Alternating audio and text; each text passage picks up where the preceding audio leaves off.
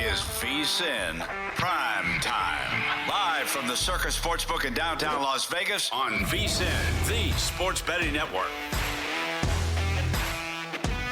How about that? South Carolina women eke out a lead at the break despite trailing for a good chunk of the first half. The reason why that matters, Matt, as your score here at the break, 38-35, South Carolina up on top. They are 31-0 this season when leading at the half.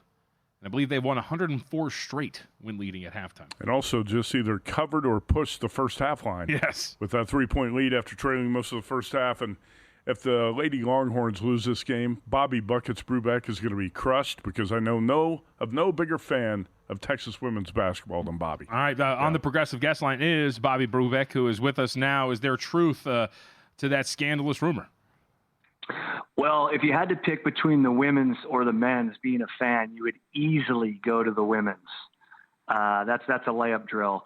But they do have a nice team, and I hope they do get there. There's a lot of support here in town, unlike the Rodney Terry Longhorn group, or now Sean Miller Longhorn group, which is equally as exciting. Follow him on Twitter at BrewBuckets, and yes, I would assume there's a little bit more support, Youmans, with Miller at the helm now.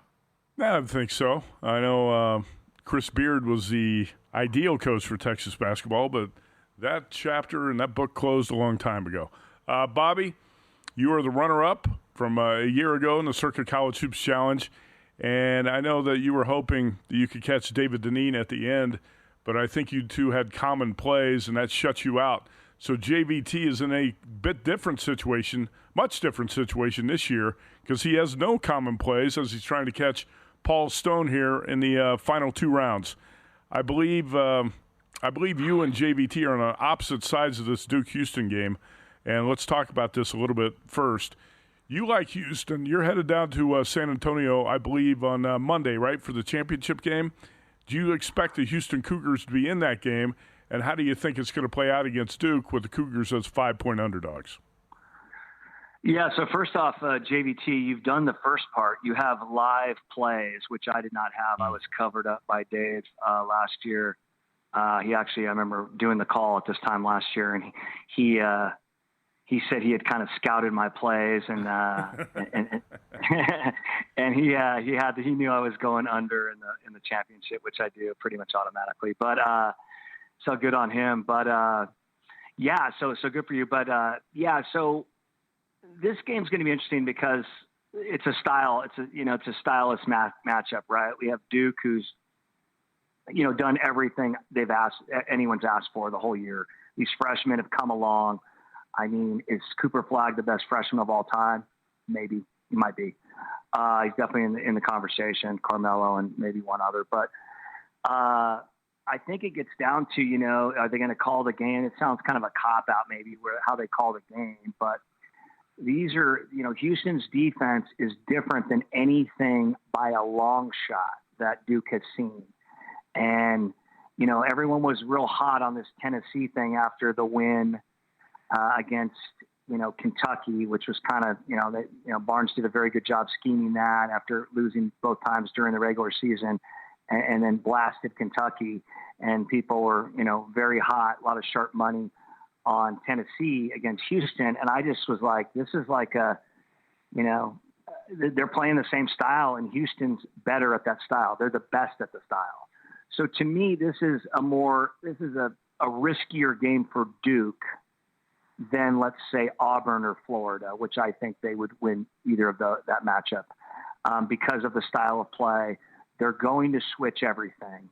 So, Flagg, it doesn't matter who's on them. They're going to switch everything. And we're going to find out if they can hit shots in this old school football stadium built in the 80s with sight lines that are awful. I've been there 8 times for the Sweet 16 Final Fours before, and it's been really hard for teams to get it together, especially early on. So I'm a Houston player plus 5.5.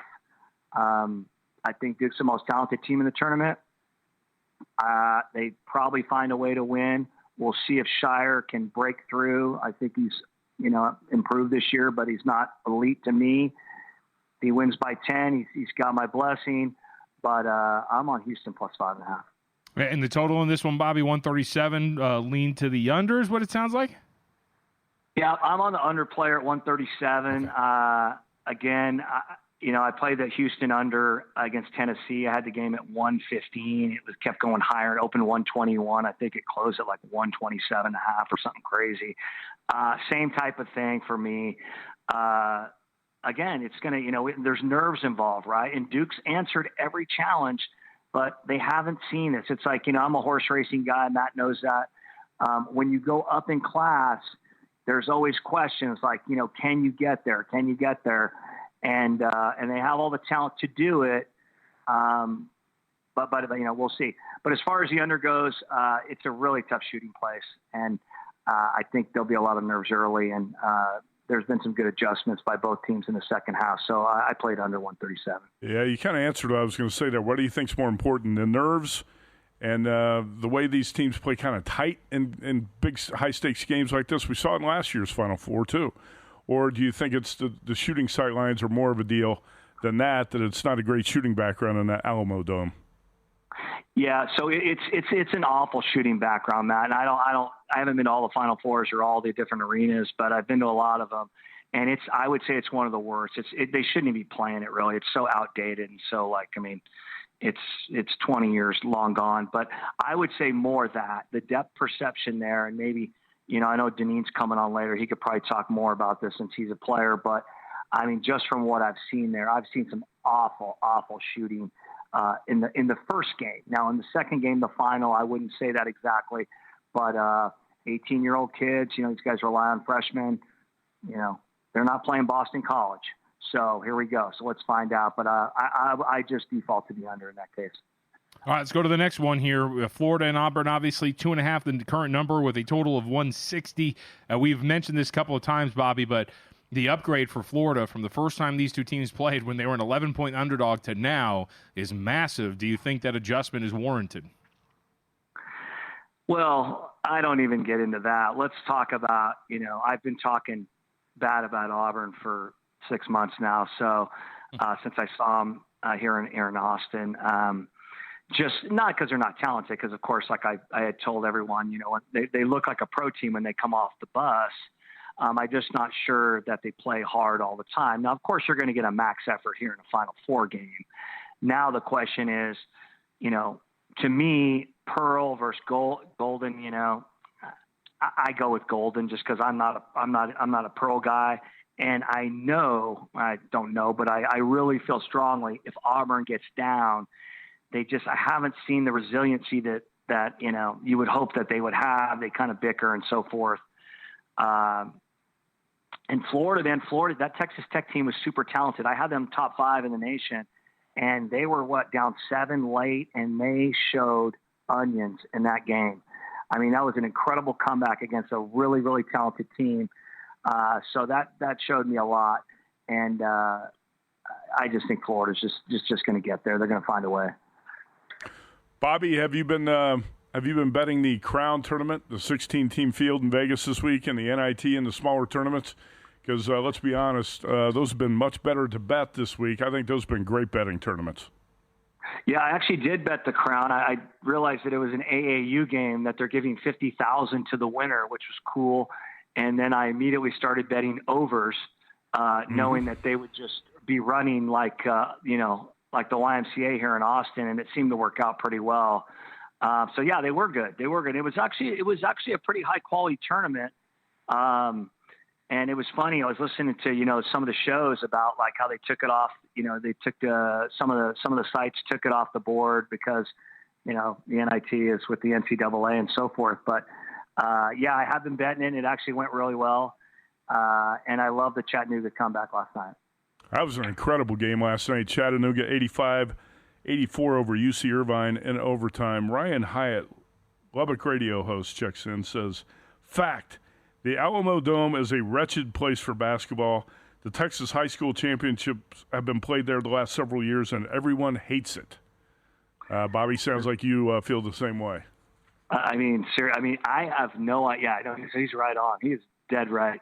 It is so bad. The fact that they're even, and I get it. I understand, they do these things 5-6 years in advance. They want to do it where they can put 40,000 people. I am telling you guys, if you haven't been there, if you're sitting in probably $1,000 seat tomorrow, you might as well be like watching it on your phone, because it's not even freaking close to where you're going to be. I mean, you should be at anywhere else but that place, because you're so far away. It's like, go play the arena there or go play the UFL there, but don't embarrass people with the Final Four. It's just not set up for it. I've been there twice for the Alamo Bowl football games, and it was actually a pretty good venue for football. Yeah, basketball, totally different story, and I've heard the same things about the basketball setup being poor. All right, are you and Booster Shot Pat ready to fire on the Masters next week? Yeah, I mean, actually, we're in some very big auctions here that they do in town, so we're very fired up about that. I'm a Russell Henley player at 65. I know Morikawa won't win because he just doesn't have the stones to get home, but he'll be there, probably top 5 player. And then my sleeper at $1,000,000 is Bobby McIntyre, the Predator. Mm-hmm. All right. Looking forward to that next week. And then Monday night, who do you expect to see in the championship game? I see Florida and Duke. I would make that probably Duke 1.5, 1, maybe 2. Duke 1-2, and then I would play Duke. Bobby, we appreciate it. Thank you very much, sir. Hey, good luck, JVT. I'm rooting for you. Thanks, man. Appreciate it. Bobby Brubeck joining us on the Progressive Guest Line. One runner-up in the Circuit College Hoops Challenge, talking to another right there.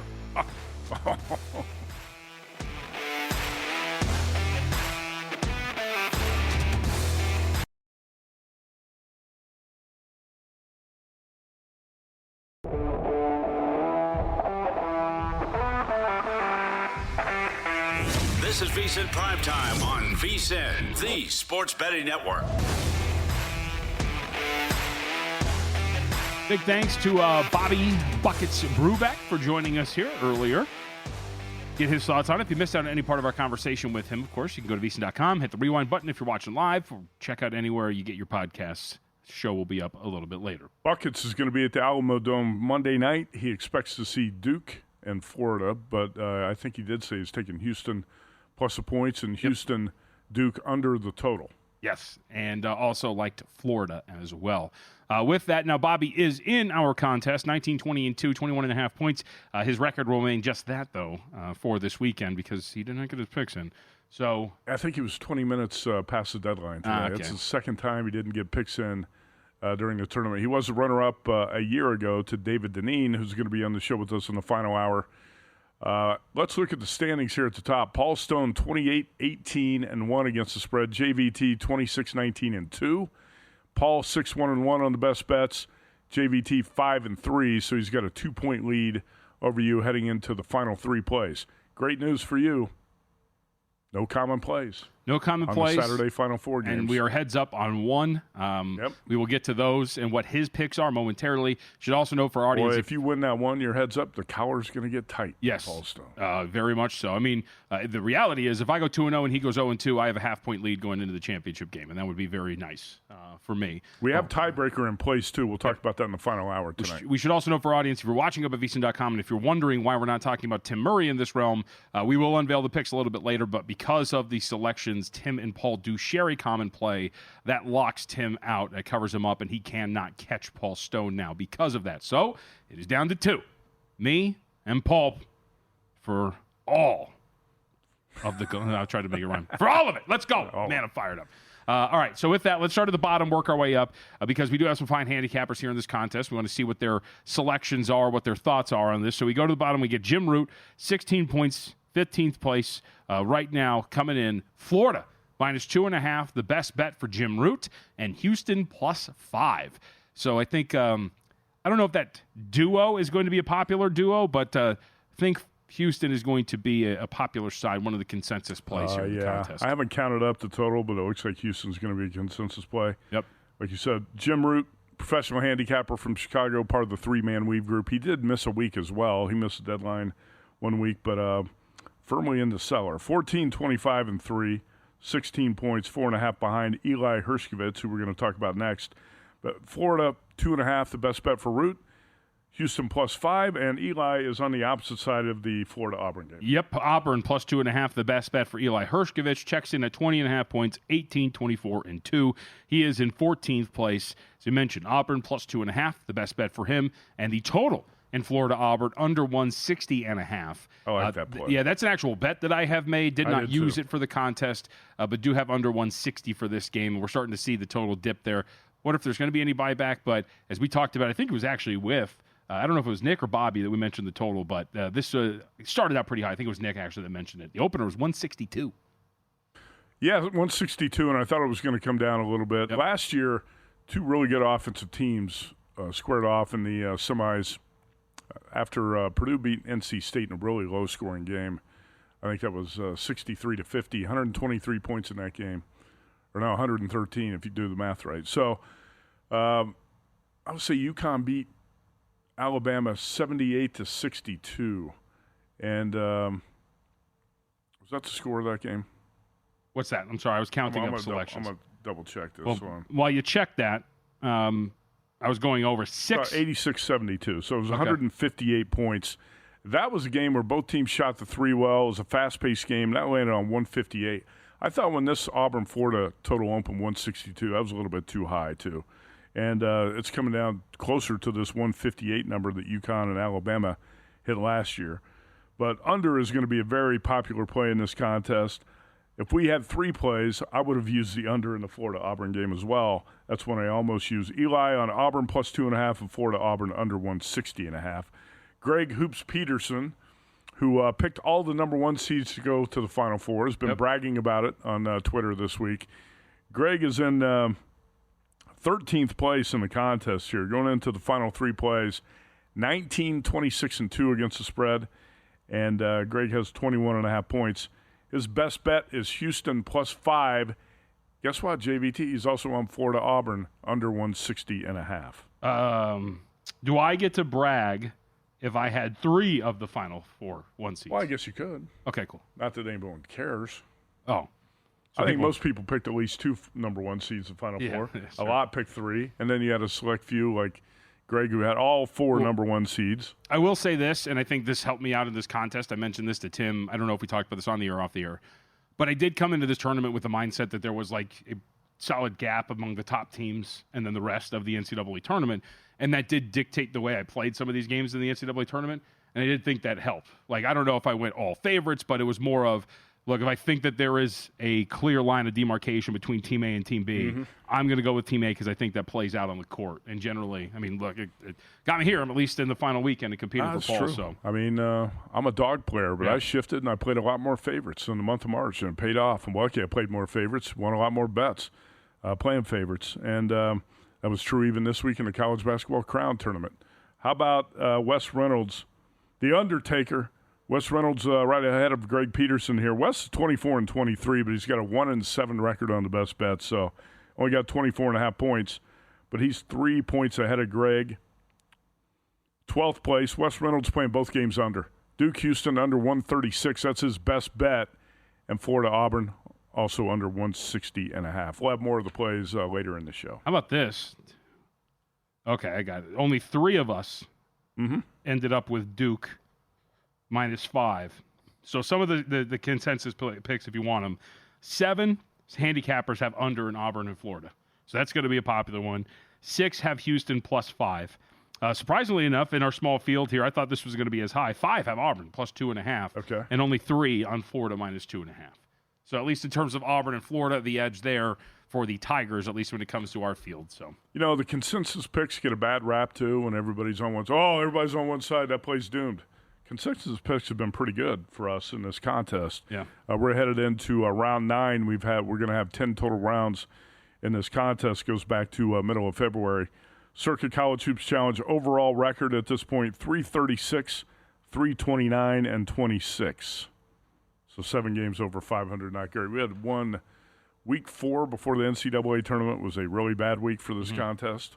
Otherwise, it's been okay all the way through. To your point, and you can find these up at VSiN.com, though, the consensus selections, so our top selections, in total, 33, 26, and 2.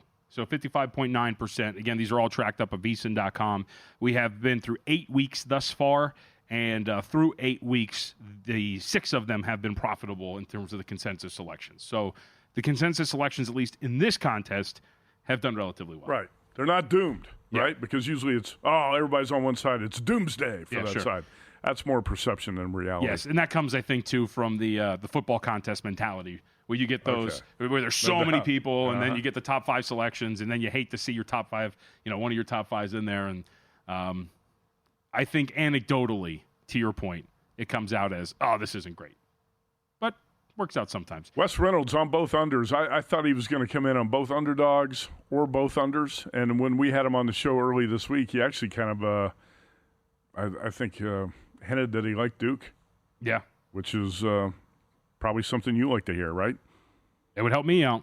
That's a big game for you. Paul Stone on Houston, you're on Duke. they're both big actually, for me. Well, the Auburn game's bigger for you. Yes. I tell you what, just put it this way. For this contest. If anybody's at home and cares about me at all, just know that if it's a Duke-Auburn title matchup, I'm in a good mood this weekend.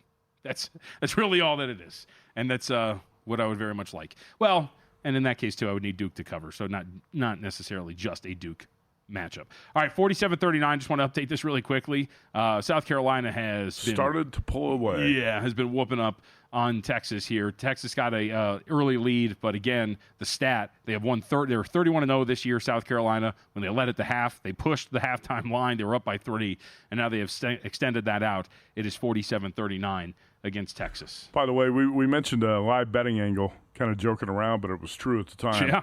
Texas was up 10-2 in this game. That's when you wanted to live bet South Carolina, as we mentioned. Since that point, JVT, the score is 45-29 South Carolina. Mm-hmm. It's I thought even if you paid much attention to women's college basketball at all, this Texas team was the weakest of the 4 in the Final Four. Yep. All right, NBA early action. Just say that not many dogs are barking, at least in the games that have been underway for a while now. Utah inside of the number, but I'm sure that the Pacers can pull away here. For you, though, out there, if you've got nothing going on right now, go to VSiN.com/subscribe. Check it out. If you're looking at the late games, we got 3 yet to tip in the NBA. You want the betting splits data? It's all up at VSiN at VSiN.com. You can get access to DraftKings and Circa splits and more. VSiN Pro Access through August 1st for only $59. Go to VSiN.com/subscribe. Get started now. Get access to our summer special and the exclusive betting splits from DraftKings and Circa.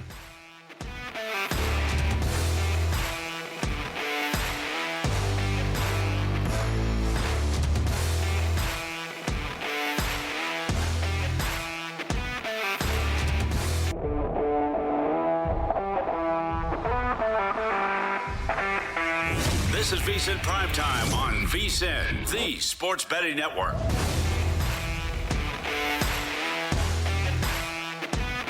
Coming up a little bit later, we'll have more of our Circa College Hoops Challenge, including unveiling the selections for Paul Stone and myself, 2 handicappers that are in contention for the top spot in the contest. Went through Jim Root, Eli Hershkovich, Greg Peterson, and Wes Reynolds. We'll have a little bit more on that later. I wanted to show you this, Justin, if we could throw this up. We got some Zapruder film of one John Broome. Uh-oh. A lot of people are worried, Matt Youmans. There are some people worried. Actually, Will Hill of VSiN sent me a text this morning and said a source has told him that this Broome injury is more of an issue than some people are leading on. There he is, walking right there. We can replay this again. Holding his arm awkwardly. Now watch it. Now watch the. We're going to start this over. Watch the beginning. You watch the beginning. You tell. Oh. It's clearly hanging perfectly fine, and then he walks in, and then he's holding his shorts or whatever it is. Maybe it means he can't hold his elbow. Maybe it just means that's how he walks, but it's clearly hanging free in the second when the video starts. We really making a lot of this? I'm not making a lot of it. It's also his non-shooting arm, which is, I keep going back to, is a very positive thing for him and for anybody who has Auburn. Well, if you're going to live bet the game and you see that John Broome is having problems with that arm, that's going to be a factor. Right now, I'm assuming he's going to be close to 100% and he's okay. Bruce Pearl said that. Broome said that. We played the video clip yesterday. Yeah, they're going to, say that, and maybe they don't completely mean it, but I think he's going to be fine. I also think at this point, so there's a couple of things. I think you do get into a dangerous game if a guy's going to play, why assume anything but the version of the player that you expect? Well, when I'm handicapping this, I'm assuming that John A. Broom's going to be about 100%. Yes. So I think it's going to be fine. I also think if I start to watch the game and see something different, then you can live bet appropriately. But can I ask you something? Uh-huh. I make you head coach of Auburn. Okay? Yeah. You have access to everything. Obviously, you can see practice. Would you actually put your team's potential in the Final Four and onward at risk just to play John A. Broom, or if he wasn't healthy, you wouldn't play him? Well, if he wanted to play, I would play him. That's what you're saying? Yeah. Yeah. If you got to listen to the player. If he says, "Coach, I can do it. I'm going to go. I want to go," then you play him. If he's in practice with his arm at his side, just playing one-handed, and that's all he's got. Look, I watched him come back in the game against Michigan State and drain a three. I'm with you. He can't be that bad. He can't be that bad off to where he's going to look like a cripple out there on the court Saturday. I don't think that's going to be the case. The source Will Hill has said, quote, "My sense is that it's a legitimate issue." I was sent the same text for what it's worth. Was it? Okay. I'm not really sure if that person is a inside source or who that is, but that was Will Hill's source on this.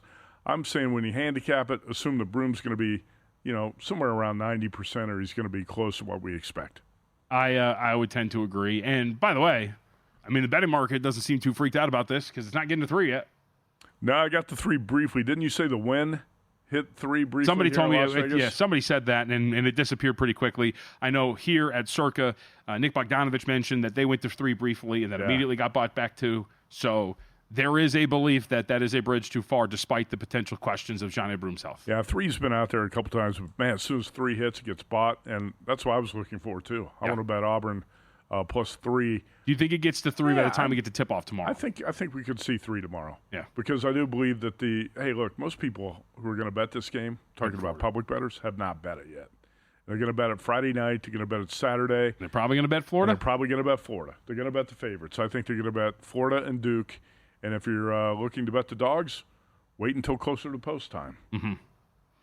I would tend to agree that is probably the strategy. So 2.5 right now. Total 160. As we mentioned in the contest, 7 handicappers in the Circuit College Hoops Challenge on the under. That represents what we've seen in the market, where this thing did get bought down, opened up at 162. But all eyes will be on John A. Broom's elbow. And keep going back to, like you said, he did hit a 3, and it's the non-shooting arm, which is a pretty big deal. And I don't know, it's I don't want to say he's not an overtly physical player, but his style of play, I do think, lends itself to him being able to play through a non-fully healthy off elbow. You know what's interesting here, too? You're playing for high stakes. Sure. Biggest game of the career for all these players to this point. Especially a kid who started his career at Morehead State? I didn't think he'd be here. I'm also going to say probably the biggest game of the career for Kelvin Sampson, the coach of Houston. Yeah. I would not be above getting physical with Johnny Broom in this game if I'm the Houston Cougars. You mean the Florida Gators? Excuse me. Florida Gators. Florida. I was like, I appreciate you putting them in the title game. Thank you. I was going to say, well, best case scenario would be Auburn versus Houston. Yeah. No, I think you, as the opponent, you got to get physical with him, knock him around, hit that elbow a couple times. It's not dirty play. It's just, you're playing for a championship here. You can't be too respectful and say, hey, we're not going to touch Johnny. I think you got to bang into him, hit that elbow, knock him around, see how physical he's willing to play. And if he's shying away from contact, then you really want to attack him. Yeah. Right? So I think that's what the Florida Gators are going to have to do. It's the really terrible, the terrible PSA commercial, right? You ever seen that? Sportsmanship. It's the way to go. And then the kid steps out of bounds and he's like, Coach, I touched it last. And so he purposely tells his team, step out of bounds, give him the ball back. Like, Kevin, it's a championship game. I know. The coach was ticked off, too. He's like, lie about it, kid. I'd cut that kid immediately. I don't care. Don't you think, though, if you're Florida, you got to get physical with Broom? Of course. See what he's willing. See how he's willing to play. How immediately. much he can take. Yeah. Well, and the other part, too, is what's going to be interesting is him we've seen him with the capability of blocking shots. I think that's where you maybe get the, hey, I'm going to save my elbow here a little bit. Will he be as aggressive in attempting to block some shots? when your off arm is the closest to attempt to block that shot, will you, as Johnny Broom, be willing to go up and try to do that? Will you be willing to slap the glass and try to block a shot when you know maybe your elbow's not 100%? I think that's the more interesting aspect of it, too. You know, Auburn's so deep, got so many athletes and shooters that even if Johnny Broom is only around, let's say, 80, 90% or something like that, he's not fully effective, Auburn can still win the game. You know, the first time Florida played Auburn and won that game 90-81, that was, early February? Elijah Martin did not play for the Gators in that game. Florida had 2 key players out of that game and still schooled Auburn on its own floor. And so a lot of times injuries are a little bit overrated too, because the guy goes down, other guys step up, and Broom is obviously surrounded by plenty of talent and plenty of shooters. As long as he plays okay, he doesn't have to play great. As long as he plays okay, I think Auburn's going to be in this with a chance to win it. Yeah, I would agree. The other aspect of this for Auburn is like you're referring to. The other piece is Chad Baker-Mazara has not played particularly well, just averaging 8.5 points per game. Much better in this NCAA tournament. Outside of the Creighton game, has been a no-show. And can Tahad Pettiford continue his level of play at this level as a freshman, playing as well as he has in the NCAA tournament? Saved their bacon against Michigan, essentially. Took that game over. And is averaging double digits off the bench for this team. Has been closing out games. So that's the other part about it is if he is, Johnny Broom, not fully healthy, who takes up the mantle? And are they going to shoot better? Shooting 31% from beyond the arc. And as you and many others have mentioned, this does not seem to be, anecdotally, the best spot for a team that has been struggling to shoot from beyond the arc to get their verb from beyond the arc back. If you're talking about shooting out there at the Alamo Dome. Has not been great. Can't wait to talk to Deneen about that. What goes into what makes it not a great shooting backdrop? Well, we've had 2 guys who know check in on this tonight, Bobby Buckets Brubeck and Ryan Hyatt from Lubbock. And they've both been to the Alamo Dome several times to say the shooting background's horrible. And I know one man who's going to be with us later posted a video up on Twitter hitting 11 straight three-point shots in an empty gym. That was so David somebody knows shooting backdrops. It's going to be that man. That was also a perfect shooting background in the rec center up in Reno. It was. Right? It was pretty good. 11 straight, though. That takes some skill. Smooth jumper. Doesn't really leave his feet. I mean, he could probably hit 50 in a row. He did look pretty good. He's that good. All right, 56-41. This one's turning into a laugh for South Carolina. We've been keeping our eye on this all night as the Gamecocks are starting to extend this out. Minute left to go in the third quarter. We will keep you abreast of that. And later tonight, UConn and UCLA will be the second of the women's Final Four out there in Tampa. Some other score updates really quickly. Association, to get you updated on what's happening on the hardwood there. Favorites, some of them are at least doing their part. Kings on the road against Charlotte Hornets, up 81-61, trying to do their best to make up for what they did the other night against the Washington Wizards, where they lost outright as 14-point favorites on the road. But I did speak too soon. Matt Youmans said the dogs weren't barking. Jazz, how about this? 81-79, they lead on the road against the Indiana Pacers. Why this matters? Pacers, biggest favorite of the night, laying 17 at home, and they trail by 2. Well, is that a time to live bet the Pacers because the Jazz want to lose, right? So are the Jazz going to tank in the fourth quarter? They might. Here's the thing. Again, when you look at these teams, they are so far down that you don't need to do this in the fourth quarter. You know what I'm saying? Like, you're fine. You could chill. But despite the fact that they trail by 2, 5 minutes left to go in the third, still minus 375 on the money line and a 6.5-point favorite in game, the Indiana Pacers, right now at this moment. We'll give you some more updates. But, folks, if you are having trouble betting on every sport, it's tough. Let Rhythm help. Best bettors use data to get ahead, so why not put AI to work for you? Rhythm, the app that helps you build personalized betting models, analyze trends, and make sharper picks for every game. Whether you're a seasoned bettor or looking for an edge, Rhythm has you covered. Start your free 7-day trial today. Download the app. Visit rhythm.com, RITHMM.com.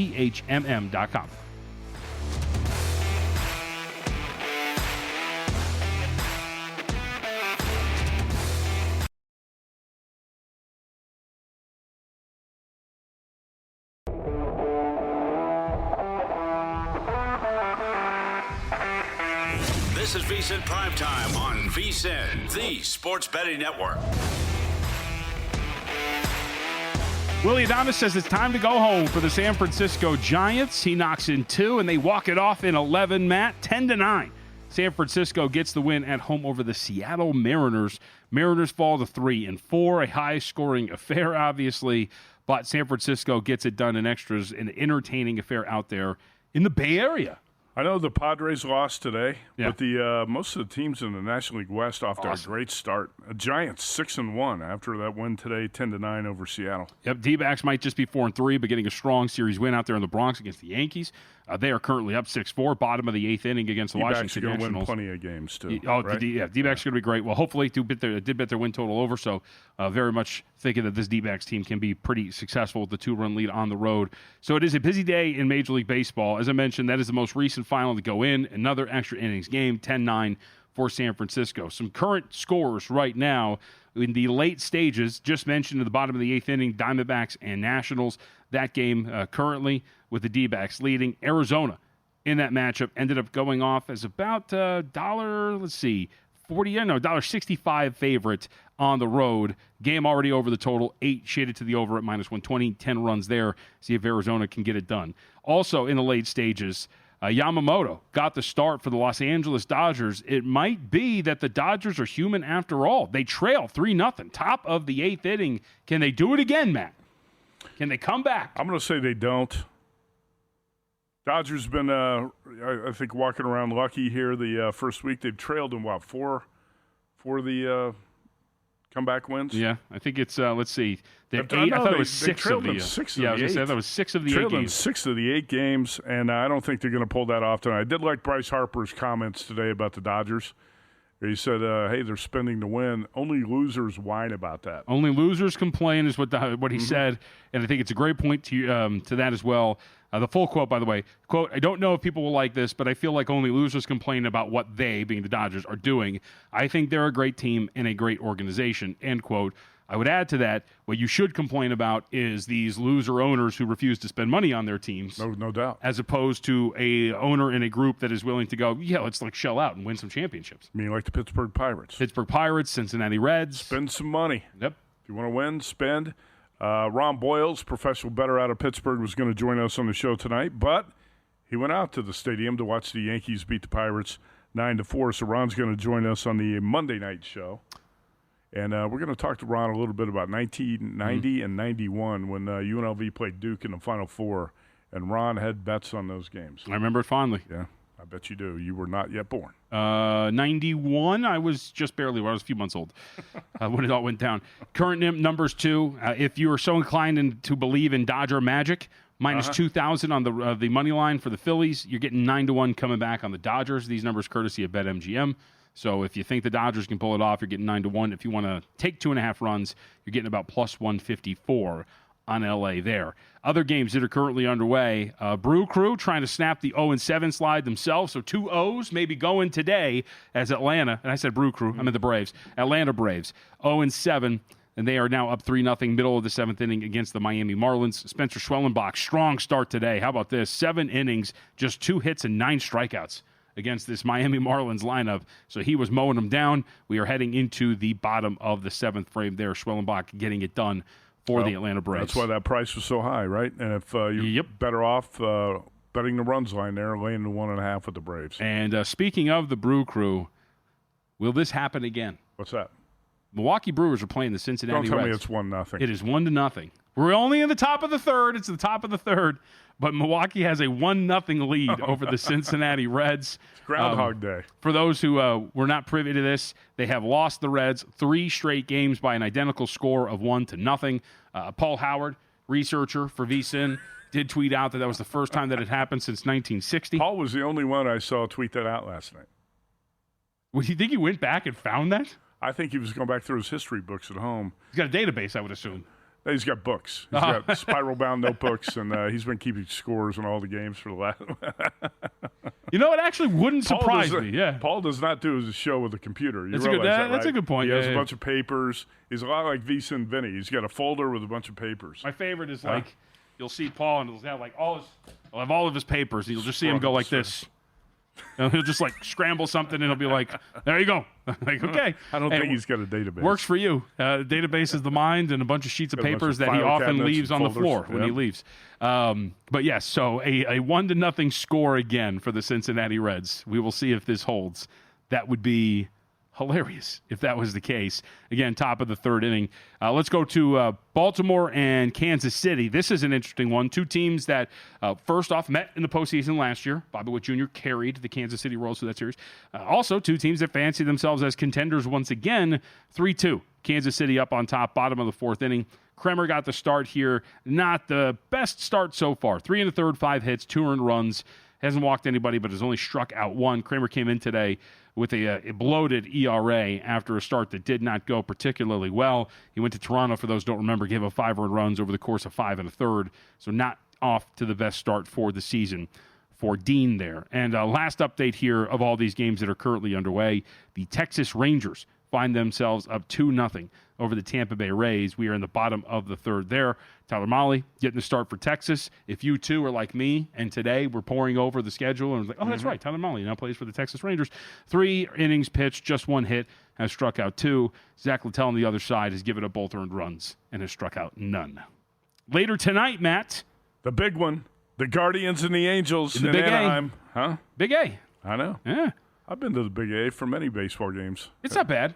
The surrounding area kind of stinks. Like, I haven't been there for a couple of years now, but it's just like a business park around there. There's not really a bunch. The last time I went, there was like one bar across the street. Well, there's more now. They're building a district around there because if you go to the Honda Center, the pond, where the Anaheim Ducks play, they're building out the entertainment district where there's going to be bars and restaurants, so it's going to be much improved. But I think that's going to take a couple of years for all that to pop up. Well, either way, at the Big A, you will have a contest tonight. Cleveland Guardians on the road. Interesting pitching matchup, specifically from the standpoint of the, as I always say, Anaheim Angels. Jose Soriano will get the start. Soriano's an intriguing arm for the Los Angeles Angels of Anaheim. So far this year in just one start, performed very well. 7 innings of scoreless ball in the first outing against the Chicago White Sox. But he is a guy that, if you look at his career up to this point, has been progressively getting better. We will see if that continues this year.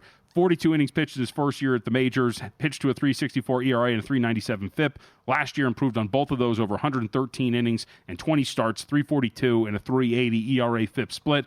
So this guy's got some good stuff. Now, he's not going to strike or mow guys down. It's about control. It's about scattering ground balls all over the place and allowing your defense to work.